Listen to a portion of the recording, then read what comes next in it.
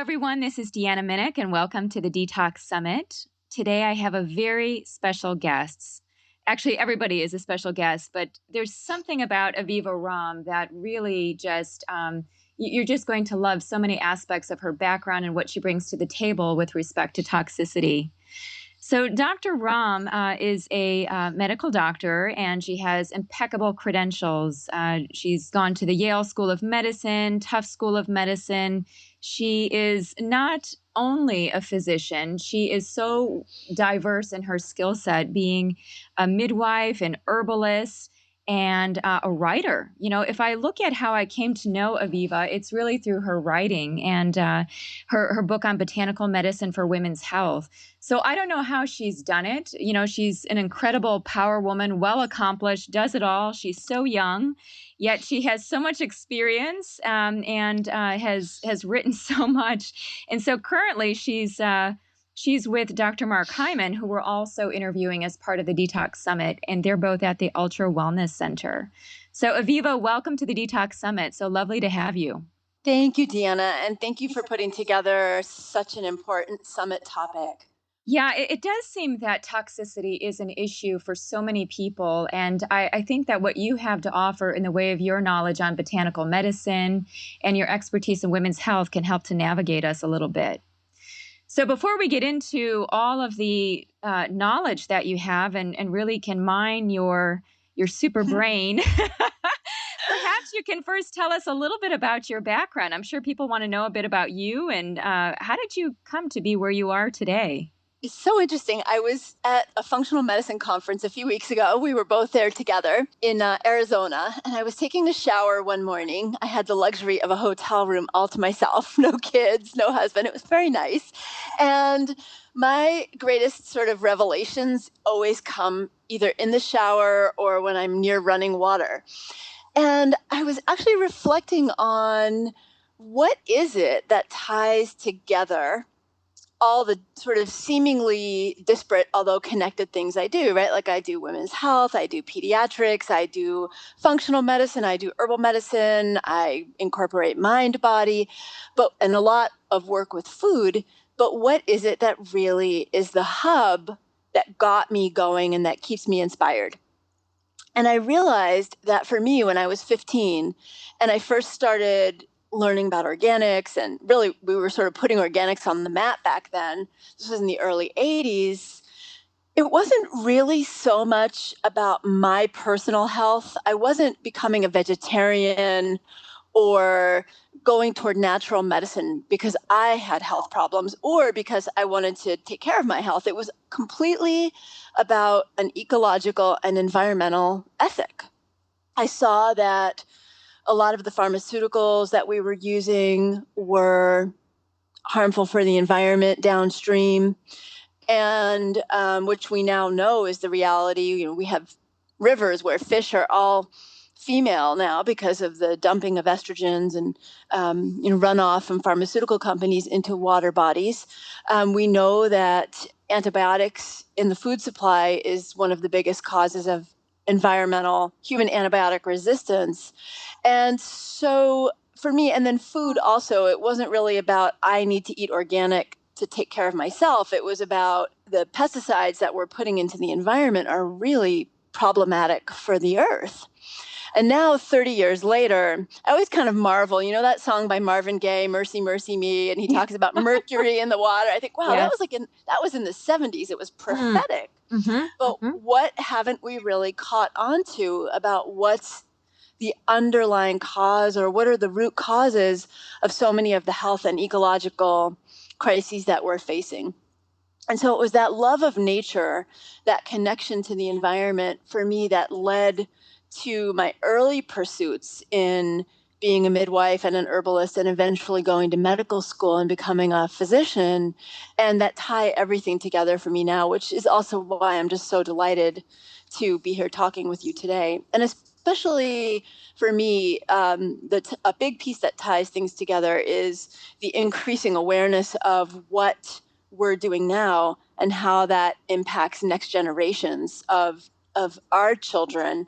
And that ties a lot into my work my past work as a midwife and my current work as a physician in realizing that if we want to be as upstream as we can, then we really have to think about prevention and how do we do that from an environmental and personal toxicologic or personal ecology, like what is our body ecology in relationship to our environmental ecology. So 15 years old that you had this revelation. Aviva, Yeah. that it just shows how precocious you were and how cutting edge you were in your thinking. Now, were there some books that you were reading at that? I mean, how did you actually come into that awareness about antibiotic use, about organically grown food, even thinking about the planet? Because most teenagers are not focused on the planet. They're focused on their personality and the people around them and being popular, those three P's, not the big P of the planet. So, I mean, did you read Silent Spring by Rachel Carson? What were your inspirations there to really connect you with nature? There wasn't a lot back then. In fact, you kind of had to dig deep and find things.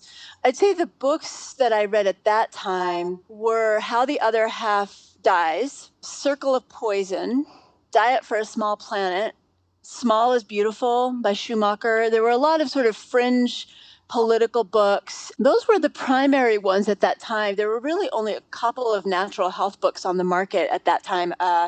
There was Back to Eden by Jethro Klaus. There were just a couple of macrobiotic books. But so the big things were those key books that helped me be aware. And I had the good fortune and odd story of going to college when I was 15. And I was in a fairly progressive environment in the Berkshires. And so the faculty also were cutting edge in their thinking, and the kind of students that were there were cutting edge in their thinking. So there was a lot of foment happening at that time. Mm-hmm. Mm-hmm. So, it sounds like there's something inherent in you. And then with the combination of the environment that you were in, it just brought it out even more. And so then you got started on your personal mission. So it sounds like this is just so much a part of who you are. So with this whole idea of toxicity, for some people, this may not be something that is something that's been tracking them for a long time and something that they've been following. It might be a new thing for them. So, what can you share with us in the way of kind of your monitoring of toxicity and toxins and the planetary changes throughout this past 25 years? What have you seen that would demonstrate that the planet is becoming more toxic? And how do we tie that into one of your specialties, women's health? It's a great question, Deanna. So I think just the fact that the issues of environmental toxicity are leading to global conventional scientific organizations sitting up and saying, wow, we've got a problem. So there are papers being written around the world about problems of pharmaceuticals in the environment, pharmaceuticals in the agriculture and meat industry, the effects of environmental chemicals on fetal development, on breast cancer. These are now mainstream topics that even government organizations are taking on. It's really not a fringe issue anymore. And I think the fact that it's gotten so mainstreamed and is such a concern, even in kind of central scientific organizations, tells me that, okay, we really do have a problem. This is not just the left saying, hey, hug the trees. And this is something we all need to be thinking about.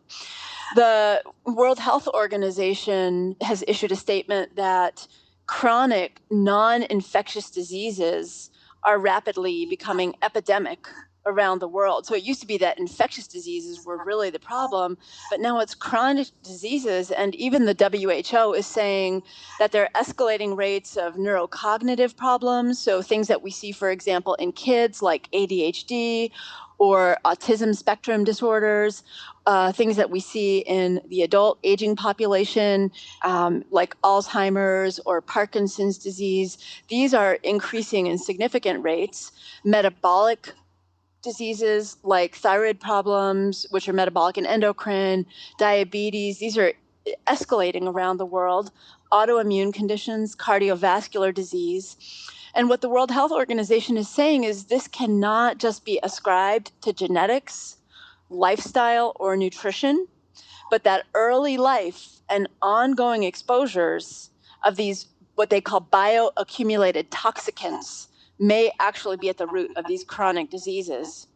So we know that there are these biological classes of toxicants, these mechanisms of toxicity, but we don't even really know at this point what unique chemicals might be arising biologically in you, in me, in our children and our neighbors' children from these unique combinations of chemicals that really weren't even present in the environment 30 years ago. We have a lot of what we like to call new to nature chemicals, and I'm really seeing it in clinical practice. I mean, I remember as a kid, you knew who the kids were in the neighborhood who had cognitive or developmental problems, but it was like the one kid in the entire school or the one kid in the neighborhood. And now, many schools have whole classes for kids with neurocognitive problems. The rate of autoimmune diseases I'm seeing in my practice alone in kids 14 and under is really concerning me, actually. I was in clinic just last week thinking, wow, I mean, in the past week, I've had 6 different kids come in or parents call with ulcerative colitis, Crohn's disease, behavioral disorders, on and on and on, juvenile rheumatoid arthritis, psoriatic arthritis, all in just 1 week. So the escalating rates are concerning as well. All of this is so intriguing what you're saying, and I like the fact that you're calling forth the aspect that it's not so fringe anymore, and that this is becoming much more regular and mainstream, and the World Health Organization is acknowledging it. One of the things I think about when you talk about autoimmune disease is how 1 in 3 women have some form of autoimmune disease today. And I'm just wondering, do you think that women might be more susceptible to toxins? Do you think that they have exposure to certain toxins that maybe men don't have exposure to? What's your take on women's physiology and the interface with toxin load? Well, it's interesting. For babies in utero and for young boys, they may actually be slightly more vulnerable to certain environmental toxins, particularly what we call the endocrine disruptors. For women to have more estrogen certainly increases our risks of estrogen dependent cancers, but for men, we see things for babies being born, we're seeing higher prevalence of what's called hypospadias and other penile abnormalities, feminization. So it depends really where in the life cycle we're talking about. But for women, really starting at a very young age, there are clear links between a number of environmental exposures and women's health problems. And just the fact that so many of the environmental toxins that we're being exposed to are endocrine disruptors, we do see disruptions in our endocrine system, which for women are very obvious. We're seeing girls who are getting their periods at younger and younger ages. In fact, the Endocrine Society has considered even reducing the age of onset, the normal age of onset of menstruation, down from 8 years old, which used to be considered the absolute youngest age, even down to 6 years old. A 2007 article in the Journal of Adolescent Health and also a study in pediatrics in 2011 showed that 15% of American girls are beginning puberty by age 7. Oh, my word.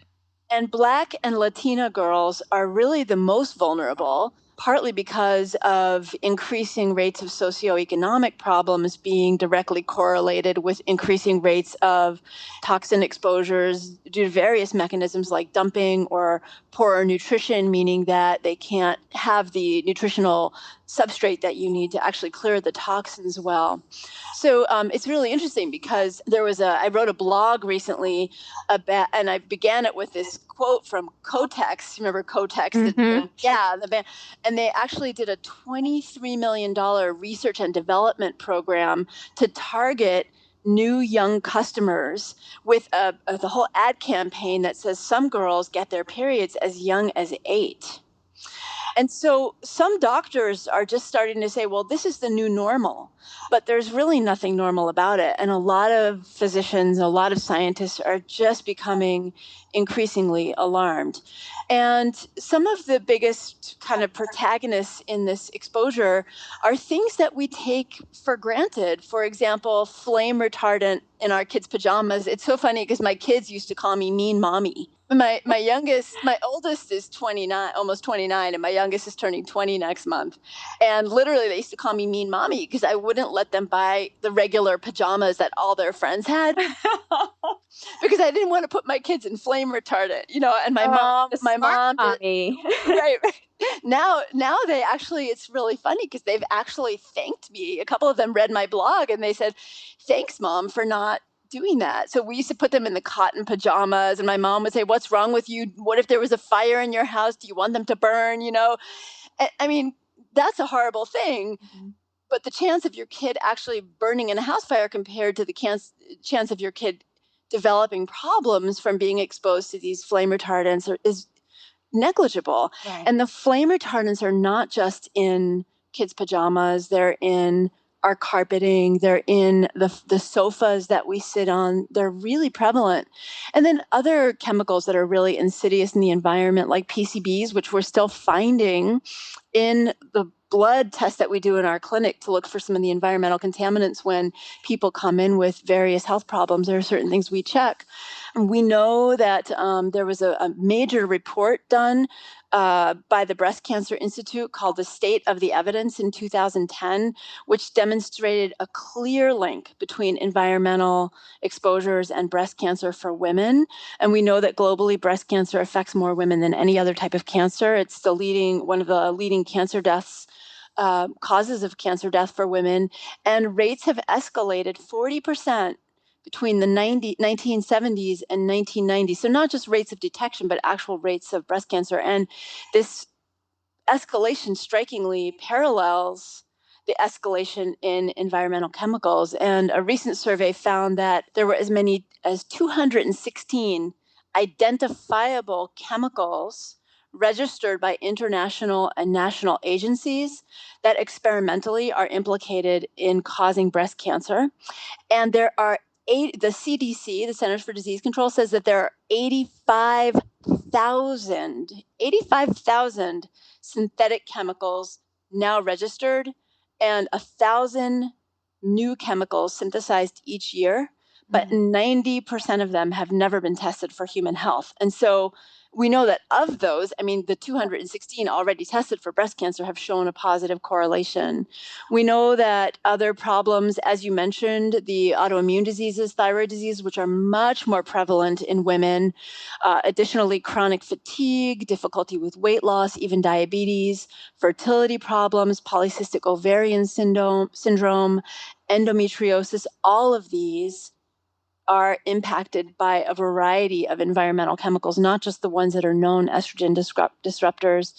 And women have an increased vulnerability, not necessarily just from our physiology, but from our kind of, if you say, sociology, in the sense that by the time most women walk out of the door in the morning, they've put at least 16 different products on their hair, face, body, skin. And as one of my favorite physicians, Robert Roundtree, said, before you put that on your skin, think about whether you would put it in your mouth, because when you're putting it on your skin, you basically are eating it. We absorb a lot of what goes onto our skin. And we know that many of our cosmetics contain, so if you're putting 12 or 16 cosmetics on your body before you leave the house in the morning for work, each of those probably has at least 10 ingredients in it. And when we start to read the ingredients list, it gets a little frightening. Some of our lipsticks, for example, actually have lead in them.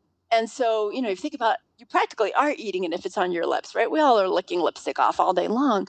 So that's one area that definitely does increase women's risk. We also have more fat stores on our body than men do. And so fat is one of the areas where we store a large amount of environmental chemicals.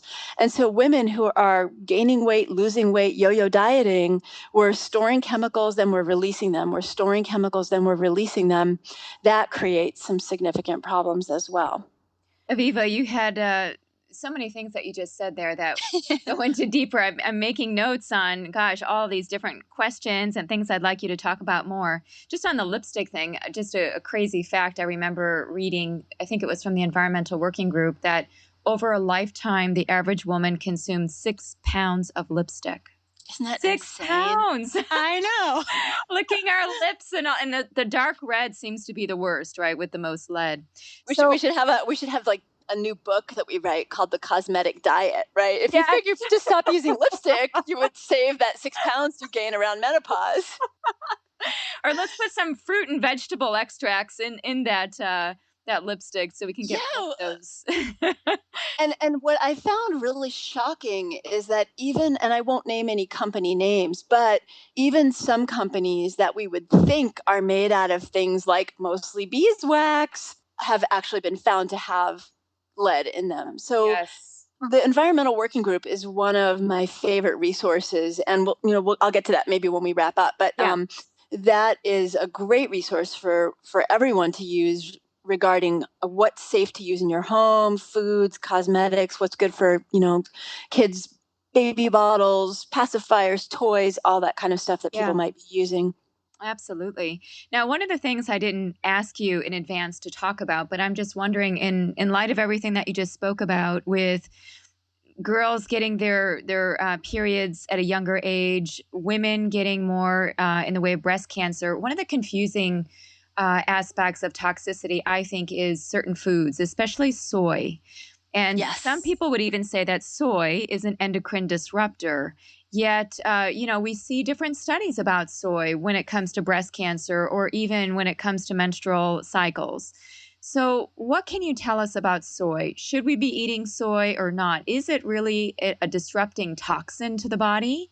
What can you share with us? This is a great question and really super controversial. I always feel like when I talk about soy, I'm going to end up getting hate mail, but I do it anyway. I've got a couple of blogs about it because it's such an important topic. So, first of all, what I'd like to do is sort of contextualize and say that soy is just one of many beans and many foods that contain a class of chemicals that we call phytoestrogens. And phytoestrogens are, it is true, they do interact with our estrogen receptors. Basically, if you think about it this way, on our cells, we have little, almost like if you'd imagine a lock in a door. And then, so that's what I'm talking about when I say a receptor. And then if you think about something like the phytoestrogens, they bind to those receptors. So it's almost like a key. And that key turns the lock, and that allows that hormone entry into the cell. And that makes its way all the way to the nucleus and does all those things, makes it do all those things that estrogen does, like make women's breast tissue proliferate or make the lining of the uterus proliferate, meaning grow thicker and just have more tissue density. And this is where the concern about these compounds comes in, is that if they can cause proliferation of breast and endometrial, that uterine lining tissue, doesn't that mean that they can promote breast cancer? And the idea is theoretically, yes, they could, but in reality, they are much weaker at binding those receptors than either our own naturally produced or endogenous estrogen or the estrogenic like compounds that we're constantly being exposed to in the environment. One of the big ones that's hit the press a lot in the past couple of years is BPA, which is in the plastic water bottles and soft plastics. Part of what BPA does is it binds to those estrogen receptors. So to think about it in a sort of global perspective, we know that cultures like traditional Asian diet, where people have consumed large amounts of soy over the course of a lifetime, not large amounts in one sitting. It's been a part of the diet from childhood. Early childhood kids would get soy or soy milk, and a lot of greens, not just legumes and beans, but a lot of green vegetables like kale, collards, broccoli, and other green vegetables contain high amounts of these phytoestrogens. These diets are filled with these, and we know that those cultures actually have much lower rates of the cancers that we're concerned about. Now, soy in particular has some unique problems with it. It's not that easily digestible, and there are issues around whether it's GMO or non GMO. And so, because it's somewhat harder to digest and it's also sometimes an allergenic trigger for people, I don't emphasize soy, but I do emphasize people eat a variety of beans and legumes and a variety and large amount, several cups daily of green vegetables that have these in them. And what we have found is that vegetarians, for example, whose diets are predominant in these foods, have much lower rates of cancers, and that these foods, these agents, actually can protect us against the other exposures. So, end sum game, I think they can be beneficial. I don't recommend people taking concentrated extracts of, for example, soy isoflavones. I recommend people getting them in the way that traditional people would have eaten them. So if you're going to eat soy, make sure it's organic, non-GMO. All the organic soy products in the United States are also non-GMO. So if you're getting organic tofu, organic soy milk, those are non-GMO. And think about fermented soy, so tempeh, miso, those are more digestible. But then there's garbanzo beans and kidney beans and black beans and lentils and so many other great sources that can do this. So, Aviva, what about all the people that are following a paleo diet and are not eating legumes? They are concerned about digestibility and about lectins and different things in those legumes. So, are they missing out, all the people that are following a paleo way of eating? I don't believe so, as long as they're getting adequate greens. And for sure, there are patients who come into my clinic who, for one reason or another, if they have a lot of insulin resistance, if they have a lot of digestive problems, I will take them off of the grains and beans either for a short or an extended period of time and have them do a more paleo-like diet. But the importance is that you can absolutely get all of these phytoestrogens, phytonutrients from a plant-based or a diet that includes adequate vegetables and primarily leafy greens. And if I recall correctly, you can correct me if I'm wrong here because you're the botanical expert. I thought flaxseed was even more rich in phytoestrogens than soy. So I'm just curious why it seems like soy is such a maligned food when flaxseed has kind of been in the background as a phytoestrogen superstar and not really getting the same flack that soy has had. Have you noticed that? That's a blog. Flaxseed doesn't get flack. Flax without flack. It is interesting. I mean, the same could be said for green vegetables. I mean, soy may be a little bit more concentrated. I think part of it is that we have this thing in America where if a little bit is good, a lot is better. And I think that as vegetarianism, as green diet became more popular, it also became a great cash cow for the natural foods industry. And so soy products were just an easy get. They're cheap to make. People could drink soy milk, eat tofu. And for those of us, I'm not a vegetarian anymore either, but for those of us who were back in the day, it was an easy protein source. And so it became kind of a central, tofu became sort of like the poster child of the vegetarian diet, right? So I think it was really more just a case of a little is good and a lot is better, but it really isn't. Flaxseed, to me, I would do commercials for flaxseed. It's one of my favorite supplements, really, or foods. And it's really that crossover between where does a food become a medicine? Where does a food become a supplement, become a medicine? And I think that's a really dose dependent issue. But flax seeds daily in the diet, a couple of tablespoons of, once they're ground, of fresh flax seeds is probably one of the best things women can do for themselves if they're having any kind of hormonally related problems. And a lot of those are due to environmental issues. And, I'd like to add this concept of stress as an environmental toxin. And stress can have a tremendous environmental stress, social stress, workplace stress, economic stress can have a tremendous impact on us and can disrupt our cortisol hormone, which is a stress hormone. And that in turn for women can also affect our hormonal system, our hormonal regulation. So women across the board having trouble with PMS, polycystic ovarian syndrome, breast tenderness, breast lumps, not cancerous ones, but cyclic breast lumps, painful periods, irregular periods can really benefit from flax. And the additional benefit of flax is that I would say flax has laxative in it, FLAX. We're going to play all over the place with That's the word very flax today. clever. Yes. Flax. Taking out the garbage every day is really important for eliminating toxins from our system. If we're not kind of cleaning out each day, then those environmental toxins have a chance to sit in there and percolate.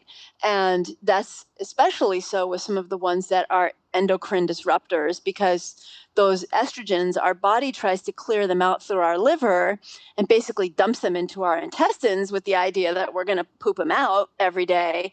If we're not pooping them out, we actually reabsorb those estrogens, and then they're an even more toxic form circulating the second time around. Aviva, I want to ask you about that because there is this general perception that exists that the body does its job reducing toxin load and getting rid of these toxins, that we don't really need to worry about foods and botanicals to help us. Do you think that that's true? Do you think that botanicals can help us to detox better? Do we even need to pull these things in? Or is the body perfectly equipped to take care of toxin release and elimination? So, yes, yes, and yes. The body is perfectly equipped to eliminate natural toxins. That assumes several things. One, that the body is in optimal working order, and a lot of us aren't because of a variety of factors. We know that most of us are not getting an optimal nutrient load in our diet. Most of us are really operating at a nutritional deficit.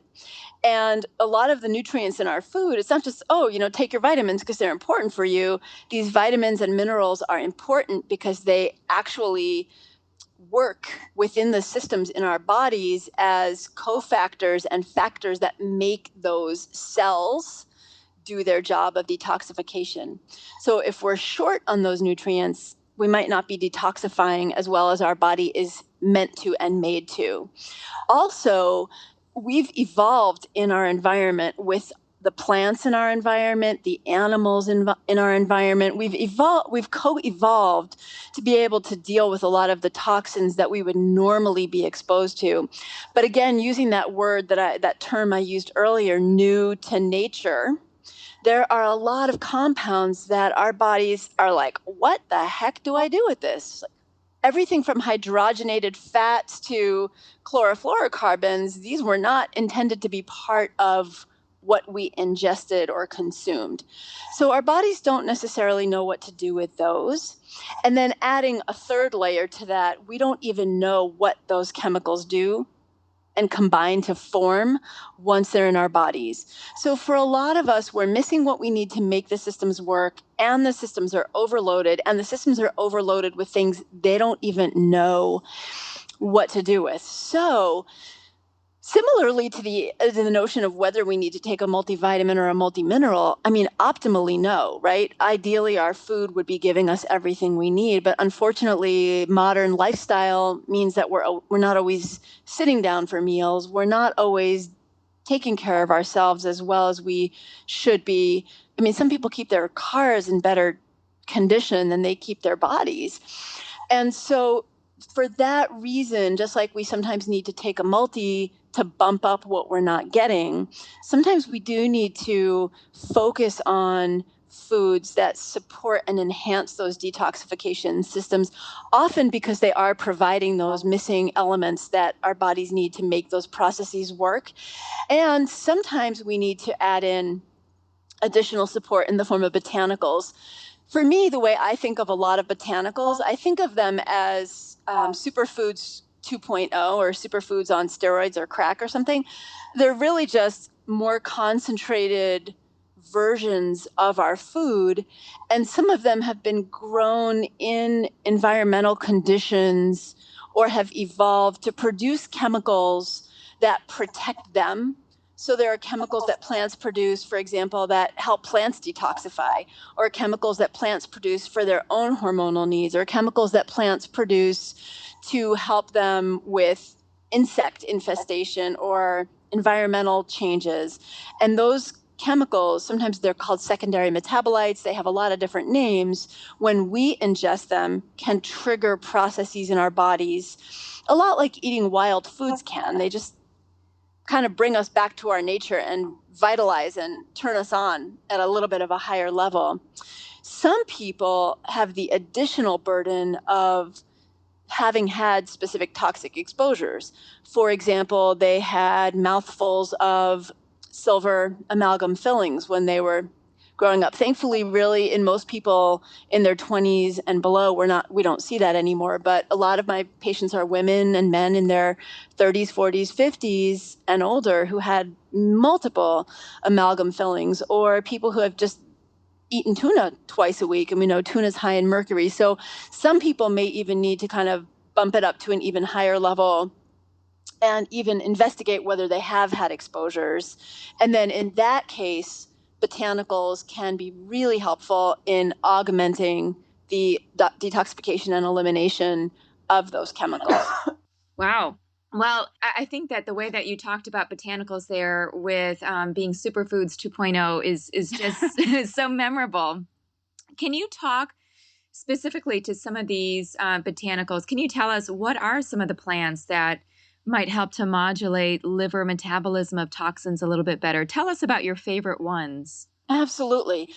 So again, I always start with food. So I'm going to tell you about my favorite foods, and then if I can, I'll tell you about my favorite herbs again, which are sometimes a crossover, right? So where do you put turmeric, for example? Is it a food? Is it an herb? Is it a medicine? Where I start with my patients and even my friends and my family and myself is, what are the superfoods actually? What are the foods that actually just naturally help us detoxify? And I think it's important to think this way because, first of all, foods are available at the grocery store. You don't have to go anywhere special to find them. They're very bioavailable. They're not in little capsules or extracts. So we eat them and we ideally metabolize them and assimilate them and get the best out of them. And for most people, they're much more affordable than botanicals and supplements, which can start to get expensive. So some of the things I think about are foods that are just absolutely common, like apples and broccoli, Brussels sprouts, oranges. These foods are high in something, for example, called D-glucaric acid, which is especially important for women because it helps in hepatic or liver metabolism and especially helps us to bind and eliminate and detoxify some of the environmental hormones. Just even a broader list of things that people can think about are apricots, spinach, any of the citrus, anything in that family of what we call brassicaceae vegetables, kale, collard greens, broccoli, Brussels sprouts, all fantastic, bok choy, Napa cabbage. So you can see you can get a really large variety, and a couple of cups of cooked vegetables or a couple of cups of fruit or even a cup of fruit a day can really bump up your body's ability to detoxify. And I think that that is almost like, if you think about biology and evolution, our body expects us to eat healthy foods. And so those foods go in and the body's like, yes, I know what to do with this stuff. So it's just sort of a direct line for detoxification. The greens family is literally filled with antioxidants, but we can also find antioxidants in other vegetables, like anything that's orange is going to be loaded with vitamin A. So our winter squashes, sweet potatoes, for example, are a great example. Vitamin E is another antioxidant that is fantastic for helping with detoxification of these chemicals in our bodies. And think about seeds, pumpkin seeds, sesame seeds, sunflower seeds, and then nuts, walnuts, almonds, all very rich in vitamin A. Any of the berries, the blueberries, raspberries, blackberries, preferably organic for those. And those can be fresh or frozen. Pomegranate, very rich in antioxidants that can help with the metabolism and detoxification in our system. Anything that's rich in flavonoids, so pretty much any of the brightly colored berries and fruits and vegetables all help with detoxification. One of the most important things we can do is make sure we're getting adequate doses of essential fats in our diet. So whether that's coming from nuts and seeds, or a combination of nuts and seeds, flax, fish oil, or supplementation. We need healthy cells to be able to be filled with those locks that I talked about that the keys can fit into. And if the cell membrane isn't healthy, the body has a much more difficult time detoxifying. And a lot of these environmental chemicals cause what we call oxidative stress, or it's almost like little fires that are running around the body causing damage, little fires burning. And really, we think about that is inflammation. So all of these things can help the inflammation that is caused by some of these chemical toxins that is part of the basis of wreaking havoc. Now, specifically, I'm going to give you 5. I gave you 2 hands here because you can see me. That's 10, but I'm actually going to give you 5. um, 5, I can count. We'll take them. We'll take them. We'll take all 5. 5 of the supplements. I was thinking, well, what are the 5 supplements I probably recommend the most for detoxification? And we're big in doing detoxification in our practice. So I think the first one is quercetin. Quercetin is abundant in the diet. Apples have an enormous amount of quercetin. So really an apple a day, keeping the doctor away, is not a joke. But onions, cherries, kale, broccoli, olive oil, beans, green tea, red wine, these are all rich in quercetin. And quercetin has multiple biological, pharmacological, medicinal effects. It's anti-inflammatory. It's one of the most common things I prescribe in the practice as an anti-allergic. So I've got patients who are going off of Zyrtec left and right. But part of what it's doing is it's relieving inflammation and allergic reaction that's caused sometimes by environmental toxins, or environmental toxins make us more sensitive to other chemicals. It helps with that antioxidant or that oxidative stress that I was talking about. It actually increases a chemical called glutathione in our bodies, in our livers, and in other cells, which is one of the most important detoxification chemicals we have. And interestingly, there have been a couple of studies that show that giving quercetin just orally as a supplement may actually help bind and remove from the system, from our bodies, arsenic, which is a major environmental chemical that causes neurologic problems. And arsenic, our kids are especially at risk. Arsenic can be found in decking, picnic tables, any of the treated wood that's used in kids' playground structures. And there was a scare a couple of years ago that hasn't been fully resolved about arsenic in brown rice and concentrated brown rice products like brown rice syrup.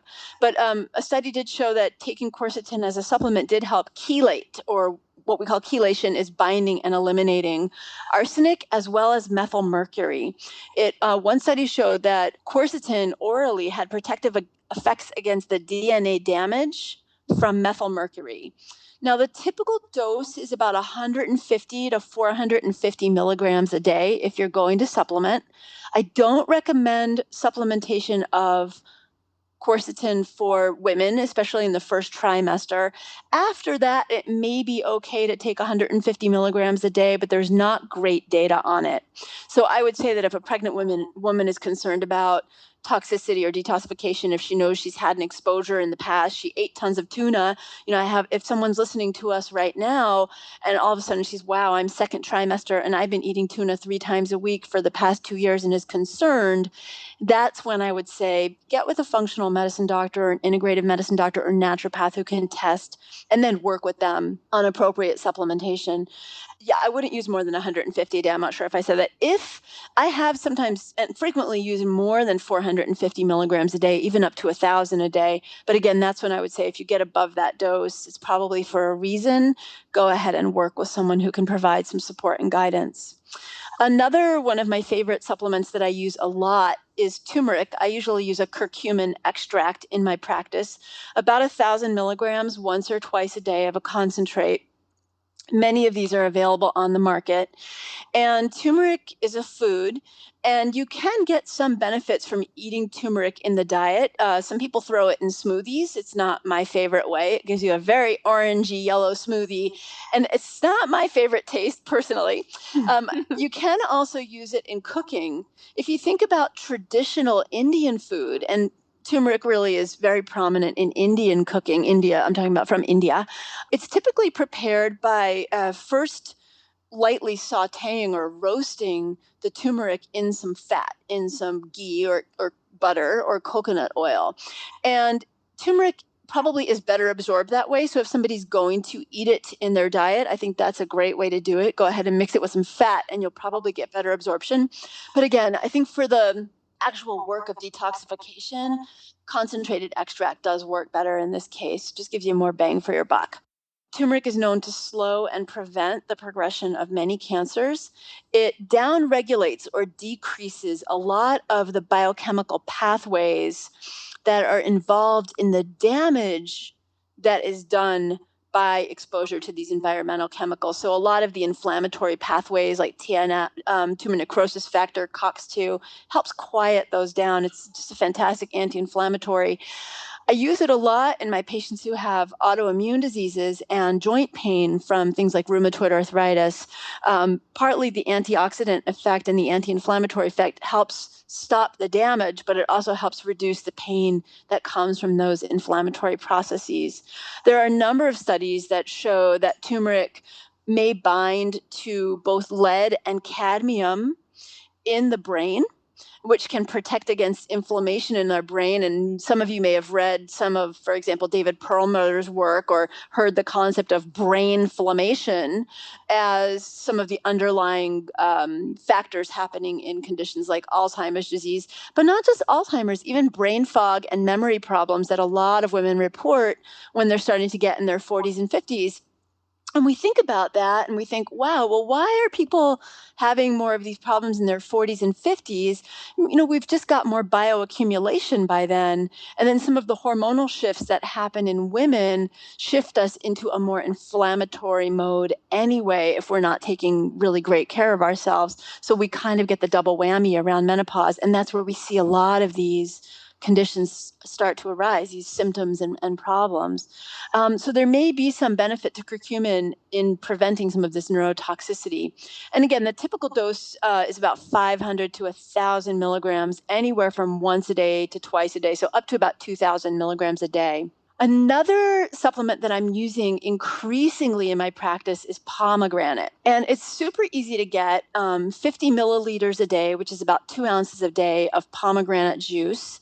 And people might think, well, I'm a diabetic, I can't do that, or it's high sugar. And in fact, I'm one of these anti-juice people. I'm like, yeah, don't drink juice. It's basically soda without the bubbles, which is true.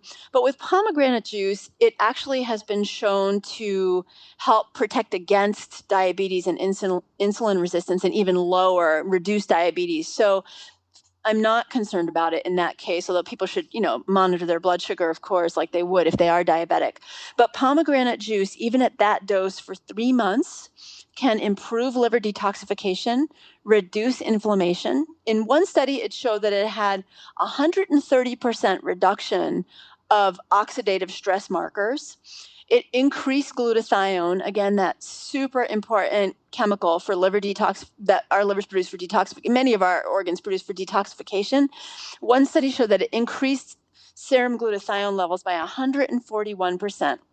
It protects our cells against damage, and it even improves some of the cardiovascular markers, maybe as a result of this anti-inflammatory activity. So super easy. You can buy it by the bottle or by the case at a health food store, and it's pretty delicious. I often am taking my patients off of juice and soda, and I'll tell them, take your pomegranate juice, take 1 ounce of it, put it in some plain carbonated water, and drink it as a beverage if you don't like the concentrated taste. It's really delicious. Or just knock it back in a shot glass and pretend it's something else that. It does taste good. Yeah. It is. I like it. It's tart. Mhm. It's tart, but it kind of wakes you up. One of the botanical, it's really again, this is where, where's a food start, where's a food end and an herb start, is the whole class of chemicals that come from the brassicaceae, the kale, the collards, the broccoli, which is DIM, indole-3-carbinol, the sulforaphanes, the glucosinolates. All of these can help with the second phase of liver detoxification, which is the part where our body really takes these environmental chemicals, makes them less harmful, and gets rid of them, sends them out of our body. And so I use a lot of these, and they're particularly effective in reducing the net volume of estrogen in our body, not in a way that increases symptoms for women who are perimenopausal. In fact, they can be beneficial, but for women who have symptoms, what we call estrogen dominance, estrogen from the environmental exposures, from overproduction, leading to things like PMS, this breast swelling around the menstrual cycle, and even uterine and breast cancer, these compounds can be very protective. They are all derived from food. And so for the indole 3 carbinol, I usually use about 250 to 40 milligrams a day. DIM, about 300 to 450 milligrams a day, or less if it's a high absorption kind. And there are products on the market out there that provide nice combinations of these chemicals with other of the supplements that we've talked about, like the turmeric, for example. Another class of botanicals, which we think of as food, is really the green tea, which has epigallocatechins, and any of the foods that have what we call polyphenols or compounds like ellagic acid or resveratrol. We've heard about resveratrol in wine. Red wine can be beneficial, although for women with problems related to environmental estrogen, alcohol is the one thing that can increase that. So you can get plenty from just grapes or grape seed extract. So that's another class of compounds that I commonly recommend as supplements. There are others as well that I love, like milk thistle. Milk thistle is really interesting. There was a case in California, maybe about 10 years ago, where a family was out foraging mushrooms. I'm pretty sure they were in the Santa Cruz area. And I actually heard this story, which eventually made national news, but I heard it before it made national news from a friend of mine who's an herbalist in California and a scientific researcher on botanicals.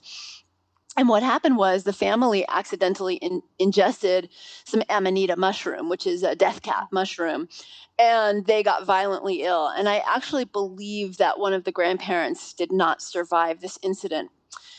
There's a chemical compound in milk thistle called silymarin. And that chemical compound is so hepatoprotective. It protects the liver cells so well from damage that it is one of the few compounds that can protect or resolve this amanita poisoning, which is almost always fatal. And so the local toxicology agency was contacted, and they did not have enough silymarin to save the whole family. Oh. So some local botanical experts were contacted and said, where do we get it? And they said, Germany. And so a courier was actually sent over from Germany with the silymarin to the hospital in California, and it was administered, and the family was saved. It's one of my favorite stories. You know, do you want to know if herbs really work? Yeah. You know, they really have some amazing compounds, but we don't necessarily need to take these isolated extracts. Sometimes they can be really helpful. Sometimes we can use the whole plant. Milk thistle seeds can be used similarly to flax seeds. They have different actions, so they're not used in place of flax seeds, but you can grind up milk thistle and put it in your food, or you can get silymarin, or you can get milk thistle extracts and take that, and it can help protect against the environmental damage done to the liver. And the liver is really one of our most vulnerable organs to some of these environmental compounds, these environmental toxins. And the liver is very central to our body's ability to detoxify and eliminate. Another herb that may surprise people in its ability to help with elimination and detoxification, especially through the liver, is St. John's wort. We think about St. John's wort primarily for depression. But if you ever go to your doctor and say, I'm taking St. John's wort, the doctor is going to get a little bit scared, because a lot of what we hear about with St. John's wort is that how it interacts with so many drugs. And it does interact with quite a number of drugs. And the way it does that is through the primary liver detoxification system called the cytochrome P450 system. So we know that St. John's wort can actually enhance the detoxification system. And that's why there's a concern with so many medications. It enhances the body's ability to detoxify and eliminate them really quickly. So if you're on a medication like, let's say, cyclophosphamide, somebody's had a transplant, an organ transplant, and they're on a drug to suppress the immune system so they don't, to bump up the immune system so they don't get sick, and you add St. John's wort, it will get rid of that medication quickly so you don't have enough around to do the job.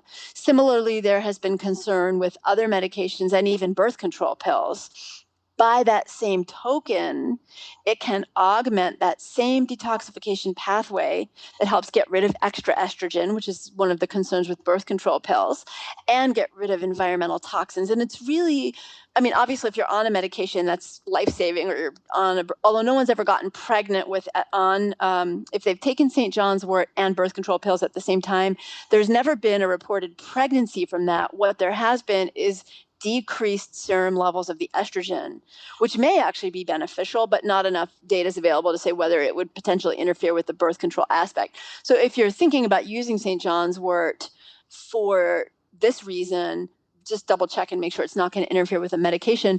And it's interesting because one of the symptoms that we sometimes see in people with environmental toxicity is depression or mood problems or thyroid problems, which can also cause symptoms of depression. So, you get kind of a added benefit from that. Aviva, this has been phenomenal. You're such an amazing teacher, physician, botanist, and what I really like what you've done here is you brought together the web for us. Really starting out talking about your own love of nature. We can clearly see that manifest in everything that you said about food and plants. And thank you for making this so digestible, because oftentimes I feel like botanicals, herbs, plants, can all be a very confusing area. And there's a lot of kind of feelings of just being scared about using herbs and botanicals. And I think under the right conditions and with the proper understanding, like you've conveyed, they're effective tools, especially for toxicity. Absolutely. So thank you so very much for being part of this Detox Summit. The summit is a much better venue because of you and what you've added in the way of all of this information. This is one of my favorite interviews. I just love everything that you've been saying and all the information that you've imparted. Thank you Thank for you your so wisdom. much. Thanks, Deanna. Well, for yours too, in putting this together. It's such an important topic. And I don't want people to be frightened, but it is important that we realize that this is an issue we all need to address. I read a study this morning that talked about how not only does what we do as women impact our babies if we're pregnant, but new studies on environmental toxins and epigenetics, the area around our genes that tells our genes whether to turn on or turn off, it is showing that what our grandmothers ate and got exposed to and did may actually affect our children. So if we're mindful of what we're doing now and what we're exposed to, even if we're, whatever stage of our life we're at, we can be protecting the next generations, which is such an amazing thing for me to think about. It is. What a contribution that we could make to all the generations that are coming after us, right? Is to really Absolutely. take care of ourselves. So thanks again, Aviva. This has been Mwah. very robust. You're awesome. And I look forward to seeing you again at another medical conference where we're learning, and contributing. And I hope to see more of you teaching. You're such an incredible teacher. Thank you. Thank you. Thank you so much.